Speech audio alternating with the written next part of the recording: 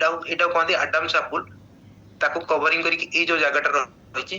एटा को हम कहै थायराइड ग्लैंड एटा बटरफ्लाई शेप्ड ग्लैंड एथरे से होछि एटा सिक्रेटिंग ऑर्गन माने जोटा कि बहुत सारा केमिकल सब्सटेंस सिक्रेट करे सेति पई हम थायराइड ग्लैंड को थायराइड हार्मोन सिक्रेट करे सेति पई सेटा गोटे ग्लैंड बोली कहू ता सहित जेमति बहुत सारा ग्लैंड जदि रहिछि टाइप्स ऑफ एंडोक्राइन ग्लैंड आ exocrine gland two types of gland endocrine gland माने कोन जोटा कि माने बॉडी भीतर थाए और जोटा कि हार्मोन सिक्रेट करे केमिकल मैसेंजर सिस्टम भाबरे एक्ट करे बुझि पारले जोटा कि डायरेक्ट हमर ब्लड सर्कुलेटरी सिस्टम को हार्मोनटा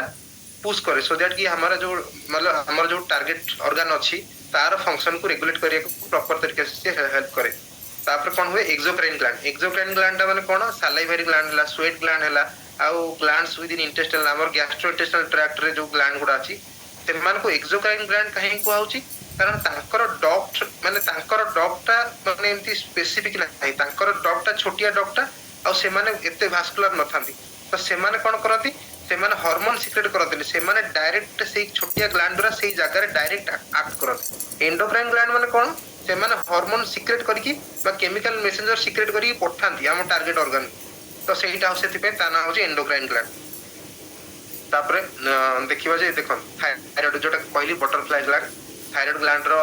पोस्टीरियर इंफीरियर सरफेस रे चारटा दीपट दीटा पैराथायराइड ग्लैंड अछि तो सेटा भी बहुत इंपोर्टेंट हम पे देखो थायराइड कैटलिस्ट एटी हम सपोर्ट कर रही छी एटा होचे ट्रैकिया जोटा कि विंड पाइप जो बाटे हमरो निश्वास प्रश्वास जाए हम जो ब्रीदिंग करू सेटा हमरो ब्लड टीज देकी ट्रैकिया देकी हमरो ब्रोंकोस देकी लंग्स को जाए तो ताको कवर करके रही छी पूरा थायराइड कैटलिस्टा पूरा इनकम्प्लीट कैटलिस्ट काहेना पछपटे किछ नाही पछपटे केवल आगपट साइड ही एति ही अछि पछपट साइड फांका तो नेक्स्ट जीवा फंक्शन केमती कोन करूची तो हमर जोटा गोटे रही हाइपोथैलेमस ब्रेन रे जोटा रही माने मेन ग्लैंड जोटा सी कोन करे टीआरएच स्टिमुलेट करे टीआरएच माने थायराइड रिलीजिंग हार्मोन तो सी कोन करे पिट्यूटरी ग्लैंड को स्टिमुलेट करे टीआरएच रिलीज करके तो थायराइड रिलीजिंग हार्मोन आसी कोन करियो पिट्यूटरी ग्लैंड को स्टिमुलेट कला पिट्यूटरी ग्लैंड रे टीएसएच प्रोड्यूस हो टीएच माने कोन थायराइड स्टिमुलेटिंग हार्मोन तो सी डायरेक्ट थायराइड ग्लैंड को स्टिमुलेट करिवो सो दैट कि सी T3 T4 हार्मोन रिलीज करिवो तो इटा हो तार पाथवे हाइपोथैलेमस टीआरएच सिक्रेट कला पिट्यूटरी सिक्रेट कला टीएसएच स्टिमुलेट कला थायराइड को थायराइड पर बहला T3 T4 तो पेरिफेरी रे T3 T4 दी दुई प्रकार थाए तो एक्टिव फॉर्म होची T4 टा इनएक्टिव फॉर्म होची T3 टा तो T3 टा कन्वर्ट हो जाए T4 रे हमरो T4 T4 ना हो जे थायरॉक्सिन T3 रा ना हो जे ट्राइआइडोथायरोनिन तो थायरॉक्सिन टा होची हमर एक्टिव मेटाबोलाइट फॉर्म टा तो T3 टा होची इनएक्टिव फॉर्म तो T3 कन्वर्ट हो जाए पेरिफेरी T4 तो से माने कोन करंती हमर O2 conversion of O2 and KCl to energy हमर एनर्जी प्रोडक्शन रे मेटाबॉलिज्म रे केमिति हेल्प करंती आगु देखिबा देखो एग्जांपल एबे देखिबा जदि T3 T4 केमिति हमर हार्ट रेट को रेगुलेट करंती जदि लो हो गेला ताले कोन हो हार्ट रेट स्लो हो जिवो जदि हाई हो गेला ताले कोन हो रैपिड हार्ट रेट हो सेमती इंटेस्टाइन रे केमिति प्रोसेस करंती फूड को जदि लो T3 T4 हैला ताले हमर कॉन्स्टिपेशन आ वेट गेन हो जदि हाई T3 T4 हैला ताले डायरिया आ वेट लॉस हो जो माने एटी सब रिजल्ट शेयर करछंती जो मोर थायराइड अछि मोर ये अछि तो मैक्सिमम लिटर कोन होता हाइपोथायराइडिज्म होय सेति पई से वेट गेन हो जाय और सेति पई माने से कम्युनिटी अछि कि एटी रिजल्ट शेयर करछन जे मोर एबे भलो थिला माने वेट बढ़ी जाइतला एटा हेतला स्किन रे एसेस हेतला कि जोटा भी हेतला जहार हेतला सब एबे ओवरकम करथले ताकर मेन प्रॉब्लम हो जे T3 T4 लेवल कमी जाइतला बुझि परले तो एबे कोन करबा तो every cell depends on thyroid तो थायराइड केमिति बॉडी रो एवरी सेल केमिति डिपेंड करचंदी सेटा देखिबा काइना अब breathing heart rate central and peripheral nervous system body weight muscle strength menstrual cycle body temperature cholesterol तो देखुछन ना ए सब जाक दिनस हमर वुमेन रो माने माने जो डे टू डे फंक्शन पई माने वेलनेस पई केते important including tankara menstrual cycle body temperature cholesterol level growth development during infancy childhood then adequate thyroid hormone is also very crucial for brain development pilla pai bi kete darkar sethi pai ए thyroid hormone fluctuation pai women मानकर total life style रे बहुत सारा disease बाहरता जेमति कि hypothyroidism हे पारे hypothyroidism केजन हे पारे केजन खाली gutter हिताय पारे केजन कैंसर भी हाइपोथायराइडिज्म तो नेचर से ଲେଡିଜ୍ ମାନଙ୍କର ଏଇଟା ହୁଏ। ତ ସେମାନଙ୍କର କ'ଣ ହୁଏ, ଟାୟାର୍ଡନେସ୍, ଫାଟିଗ୍, ସେମାନଙ୍କୁ ବହୁତ ଟାୟାର୍ଡ ଲାଗିବା, ଡିଫିକଲ୍ଟ କନସେଣ୍ଟ୍ରେଟିଂ, ଡ୍ରାଏ ସ୍କିନ୍ ଡ୍ରାଏ ହେଇଯିବା, ହେୟାର ଡ୍ରାଏ ହେଇଯିବା, ନେଲ୍ସ ଖରାପ ହେଇଯିବା, ଇନଫର୍ଟିଲିଟି, ୱେଟ୍ ଗେନ୍। ଇନଫର୍ଟିଲିଟି ମାନେ କ'ଣ, ମାନେ କନସିଭ୍ ନ କରିପାରିବା। ୱେଟ୍ ଗେନ୍ ତ ସମସ୍ତେ ଜାଣିଛନ୍ତି, ତା ସହିତ ଥାଇରଏଡ୍ ବି କେତେ ଜଣଙ୍କର ବଢିଯାଏ ପୁରା ପ୍ରପରଲି, ଏଠି ଯୋଉ ଜଣା ପଡେ। ଡିପ୍ରେସନ୍ ହବା, କନଷ୍ଟିପେସନ୍ ହବା, Recording in progress. Cold temperature sensitivity is very very important. ମାନେ ତାଙ୍କୁ ଥଣ୍ଡା ଟେମ୍ପରେଚର, ଥଣ୍ଡା ଜିନିଷ ସେମାନେ ସହି ପାରିବେନି। ତ ଏଇଟା ହଉଛି ଜିନିଷ। ତା ସହିତ ଜଏଣ୍ଟ ମସଲ ପେନ୍ ହବା, ଫ୍ରିକ୍ୱେଣ୍ଟ ହେଭି ପିରିୟଡ, ମାନେ ତାଙ୍କୁ ମେନୋରାଜିଆ, ତାକୁ କହନ୍ତି ମେନୋରାଜିଆ, ମାନେ ବହୁତ ସାରା ବ୍ଲଡ୍ସ ଯାଏ। ଆଉ ତା ସହିତ ମେମୋରି ଲସ୍, ଡିକ୍ରିଜ ଲିବିଡୋ ମାନେ ତାଙ୍କର ସେକେଣ୍ଡାରୀ ସେକ୍ସୁଆଲ କ୍ୟାରେକ୍ଟର କମିଯାଏ। ତ ସେମାନଙ୍କର ମସ୍କୁଲାଇନ୍ କ୍ୟାରେକ୍ଟର କେତେ ଜଣଙ୍କ ଡେଭଲପ ହେଇଯାଏ। ତା ସହିତ ମସଲ କ୍ରାମ୍ପ ଆଉ ମସଲ ଏକ ବି ହୁଏ, ମାନେ ମସଲ ପେନ୍ ବି ହୁଏ। ଏବେ ଦେଖିବେ ହାଇପରଥାଇରଏଡିଜମ ର କ'ଣ, ଜଷ୍ଟ ଓଲଟା, ତାର ଓଲଟା ସବୁ ସିମ୍ପଟମ୍ସ ଗୁଡା ବୁଝିପାରିଲେ ନା। ଆଂଜାଇଟି ହବ, ୱେଟ୍ ଲସ୍ ହବ, ସେଥିରେ ୱେଟ୍ ଗେନ୍ ହଉଥିଲା, ଏଥିରେ ୱେଟ୍ ଲସ୍ ହବ। ଏଥିରେ ବାରମ୍ବାର ଭୋକ ହବ ଖାଇବାକୁ, ବହୁତ ସାରା ଝାଳ ବାହାରିବ। ଏଥିରେ ହାଇ ମାନେ ମାନେ ସ୍ୱେଟିଂ ହବ, ମାନେ ଏଥିରେ ହିଟ୍ ଇଣ୍ଟଲରାନ୍ସ, ସେଥିରେ କୋଲ୍ଡ ଇଣ୍ଟଲରାନ୍ସ ହବ, ଏଥିରେ ଗରମକୁ ସହି ପାରିବେନି। ତ ତା ସହିତ ହେୟାର ଲସ୍ ହବ। ତ ଏଥିରେ କ'ଣ, ସେଥିରେ ହାଇ ମେନଷ୍ଟ୍ରୁଆଲ, ମାନେ ହାଇ ପିରିୟଡ୍ସ ହଉଥିଲା, ଏଥିରେ ମିସ୍ଡ ପିରିୟଡ ହବ, ମାନେ ମେନ୍ସ ଠିକ୍ ରେ ହବନି, ମାନେ ପିରିୟଡ୍ସ ଠିକ୍ ରେ ହବନି। ତା ସହିତ ୱାର୍ମ ଆଉ ମଏଷ୍ଟ ସ୍କିନ୍ ରହିବ, ସେଥିରେ କ'ଣ କୋଲ୍ଡ ରହୁଥିଲା, ଏଥିରେ ମାନେ ସ୍କିନ୍ ବହୁତ ଗରମ ରହିବ। କାହିଁକିନା T3 T4 ଲେବୁଲ ବହୁତ ବଢିଏ, ତ ମେଟାବଲିଜିମ୍ ବହୁତ ଫାଷ୍ଟ ହେଇଯାଏ। ତା ସହିତ ହାର୍ଟ ବି ପାଲପିଟେସନ କରେ। ଏବେ ତ ଜଷ୍ଟ କହିଥିଲି T3 T4 ଲେବୁଲ ଯଦି ଅଧିକା ହେଇଯିବ, ହାର୍ଟ ବିଟ୍ ଆମର ଫାଷ୍ଟର ହେଇଯିବ, ତାକୁ କହନ୍ତି ପାଲପିଟେସନ। Recording stopped. ତ ତାପରେ ଗଏଟର କହିଲେ କ'ଣ ବୁଝିବା। ଗଏଟର ମାନେ ଗୋଟେ ଥାଇରଏଡ ର ଗୋଟେ ଆମର ଦିଟା ପାର୍ଟ ଅଛି, ଗୋଟେ ଇସ୍ଥମସ୍ ଅଛି, ଏପଟେ ଗୋଟେ ଗ୍ଲାଣ୍ଡ ଅଛି, ଏପଟେ ଗୋଟେ ଗ୍ଲାଣ୍ଡ ଅଛି। ତ କୌଣସି ପାର୍ଟର ଯଦି ବଲଜିଂ ଆସିଗଲା ନେକରେ, ସେଟା ଗୋଟେ ଗଏଟର ଫର୍ମେସନ ହବ, ମାନେ ଗୋଟେ ସ୍ୱେଲିଂ, ଗୋଟେ ଲମ୍ପ ଟାଇପର ଆମର ବେକରେ ଫର୍ମେସନ ହେଇଯିବ। ତ ମେନଲି ଟକ୍ସିକ ଗଏଟରଟା ଆସୋସିଏଟେଡ ୱିଥ ହାଇପରଥାଇରଏଡିଜମ, ଆଉ ନନ୍ ଟକ୍ସିକ ଗଏଟରଟା ଯୋଉଟା କି ଆୟୋଡିନ ଡେଫିସିଏନ୍ସିରେ ହୁଏ। ଟକ୍ସିକ ଗଏଟର ମାନେ କ'ଣ, ମାନେ T3 T4 ବଢି ସିଏ ତାକୁ ଷ୍ଟିମୁଲେଟ କରି ବଢେଇ ଦବ। ତ ସେଥିପାଇଁ ତା ନାଁ ହଉଛି ଟକ୍ସିକ ଗଏଟର। ସେଥିରେ T3 T4 ଲେବୁଲ ସବୁବେଳେ ଅଧିକା ରହିବ। ଆୟୋଡିନ ଡେଫିସିଏନ୍ସିରେ କ'ଣ ହୁଏ, ଯୋଉମାନଙ୍କର ମାନେ ସେମିତି କିଛି ଏରିଆରେ ରହନ୍ତି ଯୋଉଥିରେ କି ଆୟୋଡିନର କମି ଥାଏ, ଠିକ ସେ ନେଇ ପାରନ୍ତିନି, ଆୟୋଡାଇଡ୍ ସଲ୍ଟ ମାନେ ୟୁଜ ନ କରି ପାରନ୍ତି, କି ସେମାନଙ୍କର କ'ଣ ହୁଏ, ଲଙ୍ଗ ଟର୍ମରେ ତାଙ୍କର ଧୀରେ ଧୀରେ ଗଏଟର ଡେଭଲପ ହୁଏ। ତ ସେଇଟା କେବଳ ଆୟୋଡିନ ସପ୍ଲିମେଣ୍ଟରେ ହିଁ ତାଙ୍କର ଭଲ ହେଇପାରିବ। ତା ପାଇଁ କିଛି ସର୍ଜରୀ ଦରକାର ନାହିଁ, କିଛି ମେଡିସିନ ବି ଦରକାର ନାହିଁ। ତ ଥାଇରଏଡ କ୍ୟାନ୍ସର, ଏବେ ଯିବା ଥାଇରଏଡ କ୍ୟାନ୍ସର ପାଇଁ। କ୍ୟାନ୍ସର ସେଲଟା ଗୋଟେ ଗ୍ରୋ କରିବ, ଯେକୌଣସି ଗୋଟେ ଲୋବରେ ହଉ, କିମ୍ବା ଏପଟ ଲୋବରେ ହଉ, କିମ୍ବା ଇସ୍ଥମସରେ ହଉ। ଇସ୍ଥମସ ମାନେ ହଉଛି ମଝି ଯୋଉ ସ୍ମଲ ଏରିଆଟା, ଯୋଉ ବଟରଫ୍ଲାଏ ସେପର ଯୋଉ ଛୋଟ ମଝି ଯୋଉ ନ୍ୟାରୋ ଏରିଆଟା, ସେଇଟା କହନ୍ତି ଇସ୍ଥମସ। ତ ସେଥିରେ ଯଦି ହେଲା, ତାହେଲେ କ'ଣ ହେଇପାରିବ ସିମ୍ପଟମ୍ସ, ହୋର୍ସନେସ୍ ହବ, ମାନେ ଭଏସ ଚେଞ୍ଜ ହେଇଯିବ, ନେକ୍ ପେନ୍ ହେଇପାରିବ। ତା ସହିତ ଏନଲାର୍ଜ ଲିମ୍ଫ ନୋଡ, ଏଇଠୁ ଆରମ୍ଭ କରିକି ଆମର ଏଇ ପର୍ଯ୍ୟନ୍ତ ପୁରା 7ଟା ଲେବୁଲର ଲିମ୍ଫ ନୋଡ ବହୁତ ସାରା ଭର୍ତ୍ତି ହେଇକି ଅଛି ନେକରେ। ତ କୌଣସି ନା କୌଣସି ଥାଇରଏଡ ସରାଉଣ୍ଡିଂ ଲିମ୍ଫ ନୋଡ ବି ବଢିଯାଏ। ତ ଏଇଟା କାହାକୁ ହୁଏ, ଯୋଉମାନେ ଓମେନକୁ ହୁଏ, ଆଉ ଯୋଉମାନେ 30 ଇୟର୍ସ ମାନେ ମୋର, ଯୋଉମାନଙ୍କର 30 ବର୍ଷରୁ ଅଧିକା, ଆଉ ମେନଲି ଓମେନ ମାନଙ୍କୁ ହିଁ ହୁଏ। ତା ମାନେ ନୁହଁ ଯେ ମେଲ ମାନଙ୍କୁ ହବନି, ମେଲ ମାନଙ୍କୁ ବି ହେଇପାରେ। ତ ସେଥିପାଇଁ ୟାର ମୋଷ୍ଟଲି ଟ୍ରିଟମେଣ୍ଟ କ'ଣ, surgical removal of all or part of a gland. ସେଥିପାଇଁ ତାକୁ କହନ୍ତି ଥାଇରଏଡେକ୍ଟୋମି। ତାର ନାଁଟା ହଉଛି ଥାଇରଏଡେକ୍ଟୋମି, ମାନେ surgical removal of the gland. ତା ଇଣ୍ଡିକେସନ କ'ଣ, ଥାଇରଏଡ କାର୍ସିନୋମାରେ କରିପାରିବା, ହାଇପରଥାଇରଏଡିଜମ ହେଲେ କରିପାରିବା, ଯୋଉଠି ଟକ୍ସିକ ଗଏଟର ଫର୍ମେସନ ହେଇଯାଉଛି, ଯୋଉଠି ଭେରି ଏନଲାର୍ଜ ଥାଇରଏଡ, ଯୋଉଠି ବଡ ହେଇକି ଆମର ସ୍ୱାଲୋଇଂ, କଫିଂ, ରେସ୍ପିରେସନରେ ପ୍ରୋବ୍ଲେମ ହଉଛି। ତା ସହିତ ଯୋଉଠି ସିମ୍ପଟୋମାଟିକ ଅବଷ୍ଟ୍ରକ୍ସନ ହେଲେ ବି ସେଇଆ ଜିନିଷ ହବ, ଆଇଦର ରେସ୍ପିରେଟୋରୀ ପ୍ରୋବ୍ଲେମ ହବ, ନହେଲେ ଆମର ଖାଦ୍ୟ ଖାଇବାରେ ପ୍ରୋବ୍ଲେମ ହବ। ତ ଏଇ ସବୁ ଜିନିଷ ଯୋଉଠି ସିମ୍ପଟୋମାଟିକ ଅବଷ୍ଟ୍ରକ୍ସନ କରୁଛି, ସେଇ ସବୁ ଜିନିଷରେ ଆମକୁ ଥାଇରଏଡେକ୍ଟୋମି କରୁ। ତ ତାର କମ୍ପ୍ଲିକେସନ କ'ଣ, ଆଇଦର ଇନଫେକ୍ସନ ହେଇପାରେ, ନହେଲେ ଲାରିଞ୍ଜିଆଲ ନର୍ଭ ଇଞ୍ଜୁରି ହେଇପାରେ, ନହେଲେ ସର୍ଜିକାଲ ସ୍କାର ହେଇପାରେ। ଲାରିଞ୍ଜିଆଲ ନର୍ଭ କ'ଣ, ମାନେ ଥାଇରଏଡକୁ ସପ୍ଲାଏ କରୁଛି ଗୋଟେ ରିକରେଣ୍ଟ ଲାରିଞ୍ଜିଆଲ ନର୍ଭ, ଗୋଟେ ସୁପିରିୟର ଲାରିଞ୍ଜିଆଲ ନର୍ଭ। ତ ସେଟା ମୁଁ ଏତେ ଡିଟେଲ ଯାଉନି। ତ ସେଇ ନର୍ଭ ଯୋଉ ଯେହେତୁ ସେଇ ଆଖପାଖରେ ସର୍ଜରୀ କରୁଛେ, ତ ସେଇ ଲାରିଞ୍ଜିଆଲ ନର୍ଭର ଇଞ୍ଜୁରି ହବାର ଚାନ୍ସ ବହୁତ ଅଛି।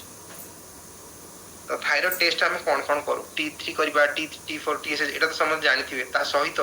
ଯୋଉ ଲେଡିଜ ମାନଙ୍କୁ ଆମେ ସସ୍ପେକ୍ଟ କରୁ କି ତାଙ୍କର ଅଟୋ ଇମ୍ୟୁନ ଥାଇରଏଡାଇଟିସ ହେଇଯାଇଛି, ମାନେ ସ୍ପେସିଆଲି ସେଇ ଓମେନ ମାନଙ୍କର ଯୋଉମାନଙ୍କର T3 T4 TSH ନର୍ମାଲ ଆସୁଛି, କିନ୍ତୁ ତଥାପି ୱେଟ୍ ଗେନ୍ ହଉଛି, ତଥାପି ହାଇପୋଥାଇରଏଡିଜମ ହଉଛି। ତ ସେଇମାନଙ୍କୁ ଆମେ TPO କରିବାକୁ, TPO କ'ଣ, ଥାଇରଏଡ ପେରୋକ୍ସିଡେଜ ଆଣ୍ଟିବଡି। ତ ସେଇଟାକୁ ଆମେ ता ପାଇଁ टेस्ट करिया को कहू तापर सेटर भी जदी न जणा पड़ला ताले थायराइड स्कैन को कहू न थायराइड अपटेक टेस्ट को कहू सेटा ए दिटा करू माने बहुत एडवांस स्टेज रे जो कि ऑलरेडी थायराइड कैंसर डेवलप हे जायता तो एटा समते स्क्रीनशॉट उठे के रखंतु एटा तो समस्त हम डे टू लाइफ दरकार सुचिस्मिता मान आ शिवलक्ष्मी मान स्पेशली आपण ए दी जण स्क्रीनशॉट उठे के रखंतु आपण जानि परिबे जे चेकअप करूछनी फ्री T4 लेवल केते फ्री T3 लेवल केते TSH लेवल केते आमर ए केते रहिया दरकार केते कंट्रोल रे अछि ता सहित सेरम थायरोग्लोबुलिन भी इंपोर्टेंट तो स्पेशली FT3 FT4 और TSH ए तीनटा बहुत इंपोर्टेंट TSH रे लेवल टा होछि 0.5 to 6 इंपोर्टेंट सब तो प्रॉब्लम कोन थायराइड टा केमिति प्रॉब्लम टा होछि और केमिति ये होछि आ ताको केमिति हमें प्रिवेंशन करि परिबा गोटे होछि न्यूट्रिशन डेफिशिएंसी जोटा जानले आयोडीन डेफिशिएंसी आ गोटे हला ऑटोइम्यून डिजीज जोटा कि आइदर हाइपरथायराइडिज्म हे पारे नला हाइपोथायराइडिज्म भी हे पारे आ गोटे हला इन्फ्लेमेशन ऑफ द थायराइड जोटा कि आइदर पेन कॉज करि पारे न करि पारे जति किछि वायरल बा बैक्टीरियल इन्फेक्शन हला सेटा भी थायराइड को धरि पारे तो जो माने किछि रेडिएशन थेरेपी नै चली किबा आगुर जो माने कर थायराइड सर्जरी हे छि किबा किछि मेडिकेशन नै चली जोटा कि थायराइड को भी डैमेज करे तो सेटर भी हे पारे आ किछि रहला जेनेटिक डिसऑर्डर किछि जेनेटिक डिसऑर्डर पय भी थायराइड कंडीशन हे पारे तो ए सब दिनस माने थायराइड पर आ गोटे सबसे इंपोर्टेंट हला केचन कर प्रेगनेंसी रे बाहरी प्रेगनेंसी रे काहे की बाहरीबो ना प्रेगनेंसी गोटे एमितिया गोटे कंडीशन जोटा कि हमरो स्ट्रेस हार्मोन कॉर्टिसोल लेवल को बढ़ी दबो काहे की बढ़ेबो ना प्रोजेस्टेरोन लेवल टा जो बढ़े प्रेगनेंसी जोड़ा मेंटेन कर रखे सी कोन करे ना थायराइड हार्मोन को इनडायरेक्टली बढ़ियार साहाय्य करे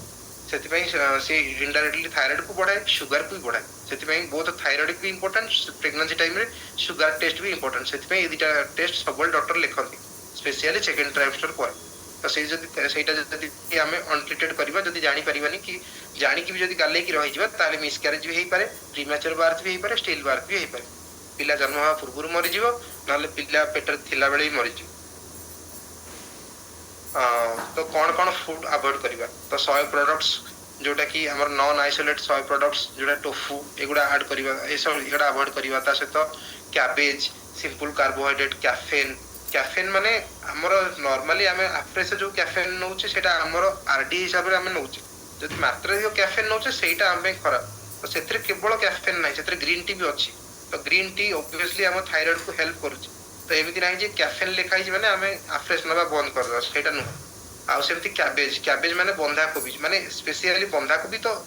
जो मानकर थायराइड नाही से मान तो आराम से नै परिबे एमिति किछ नै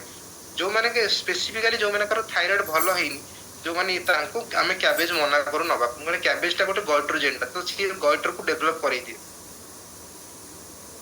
तो मेजर न्यूट्रिएंट सीक्वेंस कोन जेंति आयोडीन सेलेनियम कहली ता सहित iron protein vitamin A zinc vitamin B2 vitamin B12 vitamin C magnesium ए सब दिनस हमर थायराइड रो ऑप्टिमल फंक्शन पे बहुत जरूरी ता सहित वेट लॉस केमति करियो माने ई करिवे जेतु 1 in 100 केस ऑफ ओवरवेट और obesity due to low level of thyroid hormone एबे कहिथिल ना T3 T4 लेवल कम हे गेल हम वेट गेन करू बोली तो सेति पे वेट लॉस एथि पे इंपोर्टेंट कारण वेट लॉस करले भी थायराइड रो हार्मोन टा हमर ऑप्टिमल आकार रे एक्ट करिवो आ थायराइड हेल्दी रखिवो आयोडीन केमति करूची आयोडीन टा होची main building block of thyroid hormone तो सेति पे सी कोन करे सेलेनियम भी रिक्वायरमेंट करे काहे ना सी प्रॉपर सिंथेसाइज होबा पे सेलेनियम गोटे केमिकल मैसेंजर आकार रे एक्ट करबे तो बोथ आयोडीन पे सेलेनियम भी दरकार तो कितने ग्राम पर आरडी हिसाब रे हमको दरकार जेमति 150 माइक्रोग्राम्स पर डे एटा होची आयोडीन नो आरडी तो प्रेगनेंसी पे जेटा बढ़ी जाय काहे प्रेगनेंसी पे थायराइड रो रिस्क फैक्टर एबे कहली बहुत बढ़ी जाय सेति पे 220 हे जाय 150 माइक्रोग्राम रे 220 हे जाय ब्रेस्ट फीडिंग रे आउट ही बढ़ी जाय 290 हे जाय तो सेही हिसाब रे जे माने प्रेग्नेंट अछंती ताको सेही हिसाब रे आयोडीन ताकर प्रॉपर बैलेंस रे चेक करी से माने डाइट टा नबा दरकार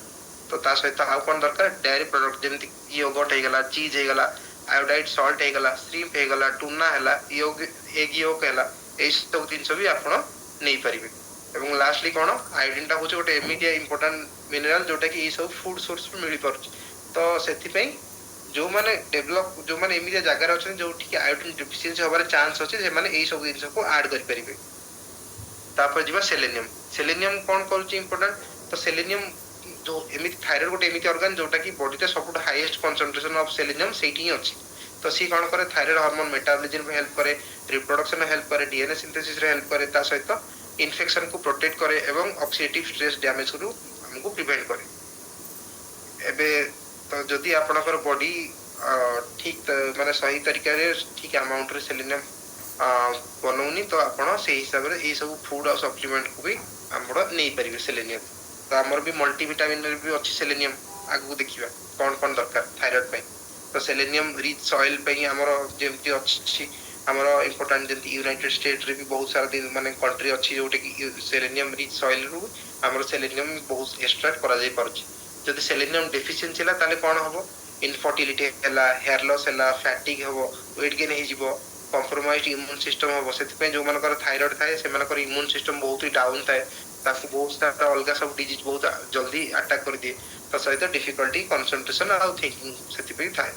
तो आरडी हिसाब रे हम जो सेलेनियम देखिबा केते 14 इयर्स एंड ओल्डर पीपल माने को 55 माइक्रोग्राम दरकार डेली आउ 60 माइक्रोग्राम जदि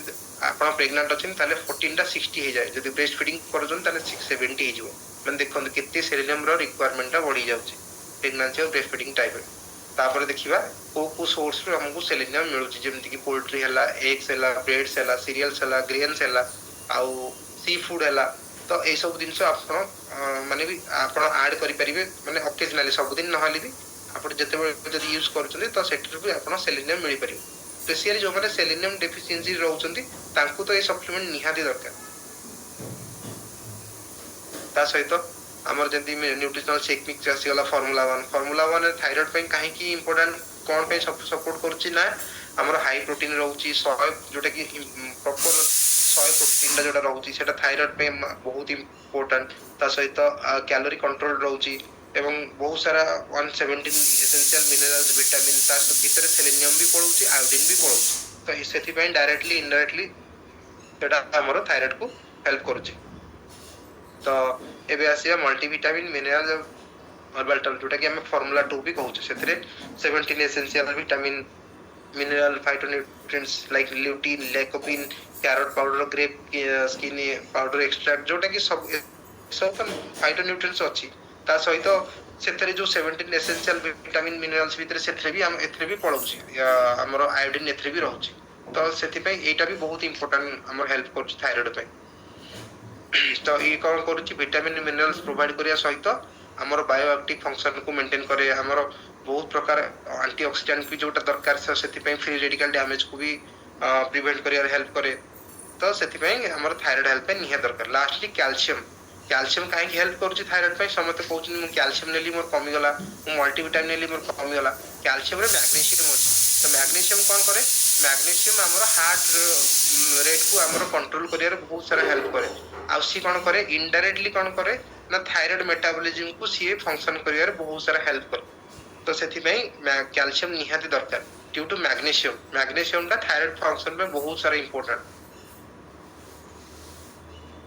तो एई सब दिनस आपण जदि सिम्पटम्स देखा दउची केबे भी इग्नोर करिवे नाही thank you making the world healthier and happier एई बळे आबरे आपण को निजर रिजल्ट आनतो आपण को सराउंडिंग्स को भी हेल्प करंतो रिजल्ट आनिबा thank you back to Sonali